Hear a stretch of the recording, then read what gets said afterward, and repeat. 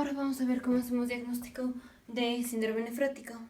Entonces, diagnóstico va a ser, primero, siempre que tenemos un paciente y sospechamos que tiene síndrome nefrótico, es porque de alguna forma se le hizo un examen general de orina en donde encontramos que el paciente tiene proteinuria. Ahora, ya en videos anteriores vimos que como tal no podemos diagnosticar proteinuria nada más con el examen general de orina, o sea, nada más con la tira reactiva, sino que lo que tenemos que hacer es o recolección de orina de 24 horas y aquí medir la cantidad de proteína total, o hacer la relación de proteína entre creatinina en una sola muestra de orina. Entonces, esto es el mejor estudio inicial, o digamos es lo primero que vamos a hacer. Entonces tenemos un paciente y ¿por qué vamos a sospechar que tiene síndrome nefrótico? Principalmente porque por alguna razón se hizo un examen general de orina y encontramos proteinuria. Entonces, ¿cuál es el mejor estudio inicial? O sea, ¿qué es lo primero que vamos a hacer en un paciente que ya sospechamos que tiene síndrome nefrótico? No vamos a repetir el examen general de orina, sino que lo que vamos a hacer es la relación proteína-creatinina en una sola muestra de orina o proteína total en 24 horas. Pero este es mucho más fácil de hacer, entonces ya casi siempre se utiliza esto. Ahora, el síndrome nefrótico está definido como que la proteína tiene que ser más de 3.5 gramos en 24 horas. Ahora, si vamos a utilizar la relación proteína-creatinina, en lugar de medir la cantidad total de proteína en 24 horas, la relación va a ser 2 miligramos entre miligramo de creatinina. Esto es, si la relación es más de 2 miligramos de proteína entre miligramo de creatinina, vamos a considerar que el paciente que ya cruzó la barrera y que tiene síndrome nefrótico. Si la relación es más de 2:1. Ahora, aparte de que el paciente venga con esto, pues el paciente va a tener dislipidemia. Entonces vamos a tener aumento de los triglicéridos, aumento del colesterol, por ejemplo. Y es un paciente que, como tiene hiperproteinuria, va a tener hipoproteinemia, disminución de las proteínas. Y en videos anteriores vimos que la albúmina es la primera proteína que se pierde.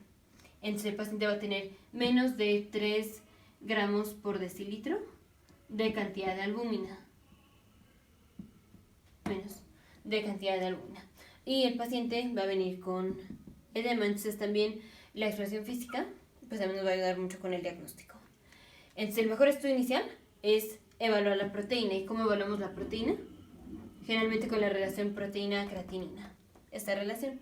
Y aparte nos vamos a encontrar con estos datos como la dislipidemia o la disminución de la albúmina. Pero como tal, para diferenciar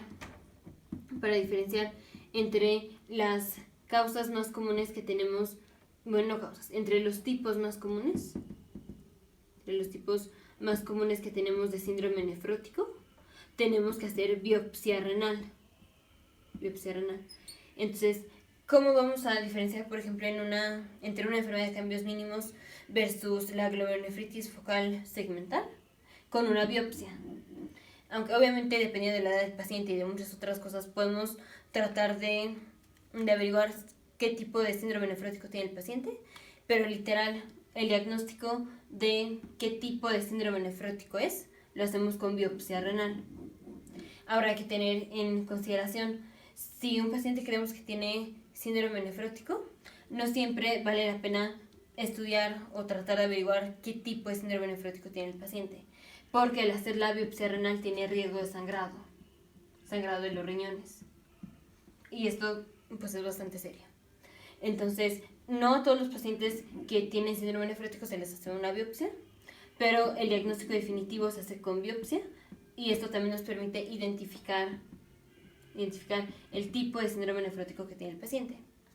Ahora, como dato curioso, el paciente que tiene síndrome nefrótico, como es un paciente que tiene dislipidemia, a veces se puede llegar a filtrar, se filtran las lipoproteínas y se empiezan a acumular en forma de cilindros, empiezan a hacer cilindros, que son los cilindros de grasa.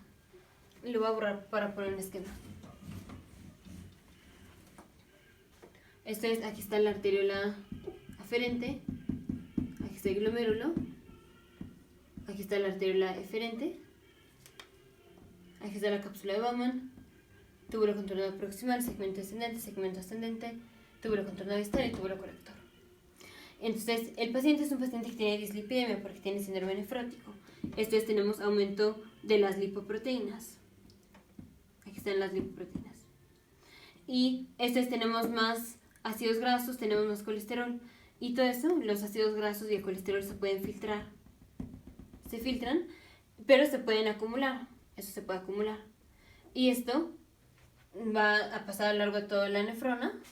Y finalmente vamos a excretar cilindros que están compuestos de grasa, colesterol, principalmente grasa.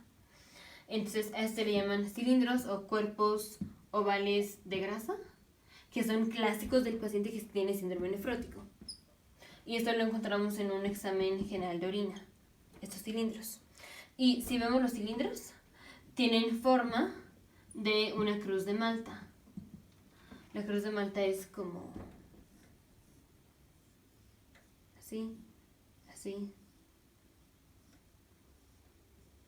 así, así. Más o menos así es la cruz de Malta, más o menos así se ven los cilindros. En su paciente que tiene síndrome nefrótico, lo vamos a sospechar porque se le hizo un examen general de orina. Así es como lo vamos a sospechar y se encontró la proteinuria. El mejor estudio inicial, o sea, lo primero que vamos a hacer es sacar la relación proteína-creatinina en una sola muestra de orina, o la proteína total en 24 horas. Y para saber específicamente qué tipo de síndrome nefrótico tiene el paciente, hacemos biopsia. ¿Qué otras cosas vamos a encontrar en estos pacientes? Vamos a encontrar la dislipidemia y vamos a encontrar la disminución de la albúmina. Y en el examen general de orina vamos a encontrar los cilindros de grasa. Nos vemos en el siguiente video, futuros médicos, científicos e ingenieros.